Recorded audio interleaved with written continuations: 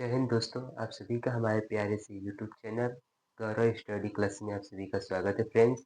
आज के इस लेक्चर में हम पढ़ने वाले हैं क्लास 10 साइंस का चैप्टर नंबर 2 जिसका नाम है अम्ल क्षार और लवण। नहीं दिखा तो जाकर इसका प्लेलिस्ट अलग से बना हुआ है, उसमें जाकर आप देख सकते हैं। तो आइए गाइस हम क्लास को प्रारंभ करते हैं। तो आप लोग जरूर इस क्लास को अंत तक देखिएगा जिससे आप लोग को मोस्ट इम्पोर्टेंट टॉपिक का पता चल सके। आइए फ्रेंड्स, तो हम क्लास को प्रारंभ करते हैं। तो फ्रेंड्स यहाँ पर आप देख सकते हैं, तो यहाँ पर मैं पॉइंट क्या है गाइस, यहाँ पर पीएच मान के बारे में आज की हम इस लेक्चर में क्या करेंगे, जानेंगे। पीएच किसे कहते हैं। यहाँ पर गाइस क्या है, सोरेनसन ने बताया कि किसी विलयन में उपस्थित हाइड्रोजन आयन सांद्रता के ऋणात्मक लघुगणक को उस विलयन का पीएच मान कहते हैं। गाइस सोरेनसन नामक एक वैज्ञानिक था जिसने यह बताया कि जो कि हमारा क्या होता है, विलयन होता है, वह क्या होता है, ऋणात्मक लघुगणक के बराबर होता है, जिसे हम पीएच मान के नाम से जानते हैं गाइस। तो फ्रेंड्स आप यहाँ पर देख सकते हैं, यहाँ पर क्या है हमारा पीएच बराबर किसके है, माइनस में log 10 पुस्तक में H प्लस आयन के बराबर। इसके हम लिख सकते हैं गाइस किसके, H log 10 पुस्तक में 1 बटा पुस्तक में H प्लस आयन। फ्रेंड्स यहाँ पर लिख सकते हैं, यहाँ पर ये फार्मूला है आपको सांद्रता ज्ञात करने के लिए। तो आइए फ्रेंड्स यहाँ पर आप देख सकते हैं, अर्थात यहाँ पर क्या है, अर्थात किसी विलयन का पीएच मान, अर्थात किसी विलयन का पीएच मान उसमें उपस्थित हाइड्रोजन आयनों के ग्राम आयन प्रति लीटर में सांद्रण के ऋणात्मक लघुगणक के बराबर होता है। किसके बराबर होता है गाइस, उसके ऋणात्मक लघुगणक के बराबर होता है। यहाँ पे इसके बाद देख सकते हैं यहाँ पर, या अन्य शब्दों में यहाँ पर इसके पीएच मान हाइड्रोजन आयन सांद्रण के व्युत्क्रम का लघुगणक होता है। यहाँ पर आप देख सकते हैं, यहाँ पर व्युत्क्रम है ना, 1 बटा आया है पुस्तक में H प्लस आयन है, तो ये क्या है, व्युत्क्रम है। तो यहाँ पर आप देख सकते हैं गाइस, यहाँ पर हमारा पीएच स्केल है, एक यहाँ पर क्या है, एक पीएच स्केल लिया गया है, जिसमें देख सकते हैं गाइस यहाँ पर 0 से लेके कितना 14 तक एक गिनती लिखी गई है। इसमें देखो, इसमें क्या क्या होता है, अम्लीय होता है, क्षारीय होता है और उदासीन होता है। तो यहाँ आप सबसे पहले देख सकते हैं गाइस, 0 से लेकर 7 से, जब जब किसी विलयन का पीएच मान 7 से कम रहेगा तो क्या होगा गाइस, अम्लीय होगा। अगर 7 रहेगा तो क्या होगा, उदासीन होगा।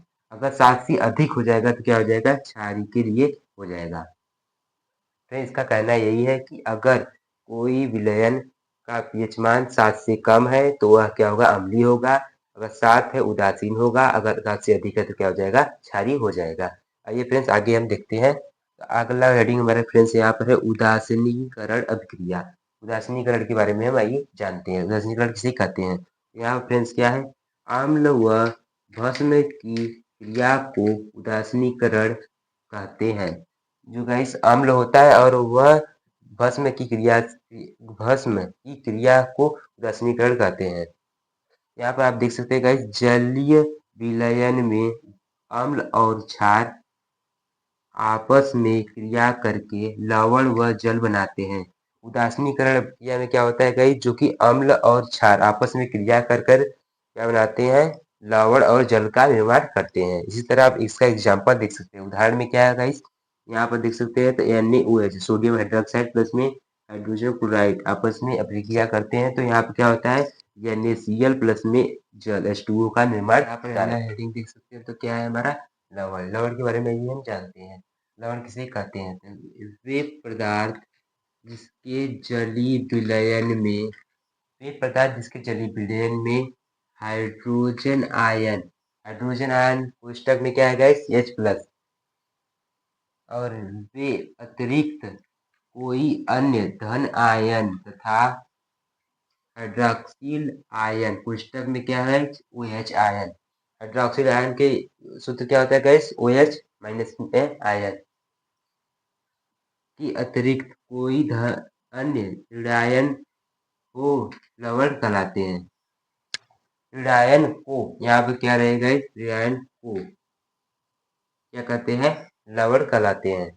यहाँ पर आप देख सकते हैं लवण किसे कहते हैं गाइस, वे पदार्थ जिसके जलीय विलयन में हाइड्रोजन आयन H+ वे अतिरिक्त कोई अन्य धन आयन तथा हाइड्रॉक्सिल आयन OH- के अतिरिक्त कोई अन्य ऋणायन को लवण कहते हैं। तो आइए इसके उदाहरण के हम देखते हैं। उदाहरण के लिए क्या है यहाँ पर गाइस, यहाँ पर हमारा है जिंक सल्फेट। जिंक सल्फेट का सूत्र क्या होता है फ्रेंड्स, तो यहाँ पर आप देख सकते हैं, तो यहाँ पर है ZnSO4 जिंक सल्फेट का सूत्र होता है, को जल में घोलने पर विलयन में निम्नवत आयन होते हैं।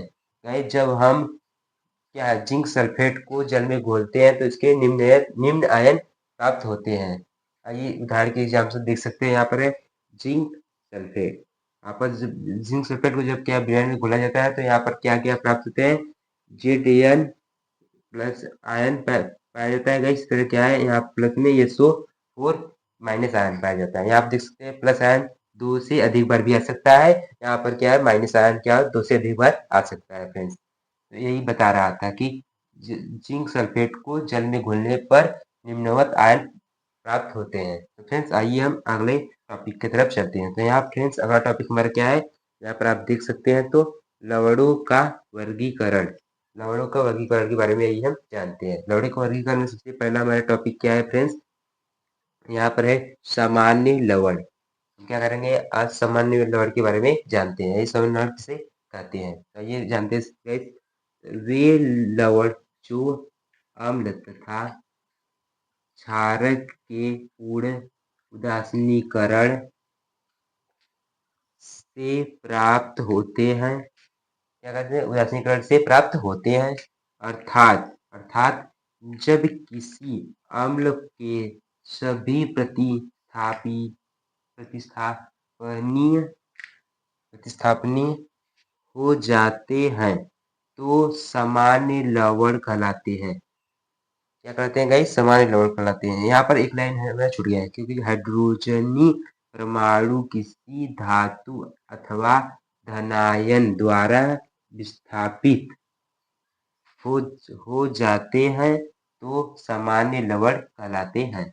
तो फ्रेंड्स आप यहाँ तक देख लीजिए, इसका एग्जाम्पल आप देख सकते हैं। तो यहाँ पर क्या है, जैसे में हमारा फ्रेंड्स है NaCl कामा में KNO3 ऑप्शन कामा क्या है गाइस Na2SO4 आदि, ये किसके एग्जाम्पल है, किसके सामान्य लवण के एग्जाम्पल है फ्रेंड्स। तो आप लोग देख सकते हैं फ्रेंड्स, तो हमने क्या क्या पढ़ा, यहाँ पर लवण पढ़ लिया, उसके बाद यहाँ पर लवणों का वर्गीकरण का पहला पॉइंट पढ़ चुके हैं। तो इसके बाद फ्रेंड्स अगले लेक्चर में मिलते हैं। फ्रेंड्स अगर आप सभी को हमारा वीडियो अच्छा लगे तो प्लीज़ चैनल को लाइक शेयर जरूर करें। अगर आपको वीडियो समझ आ रहा है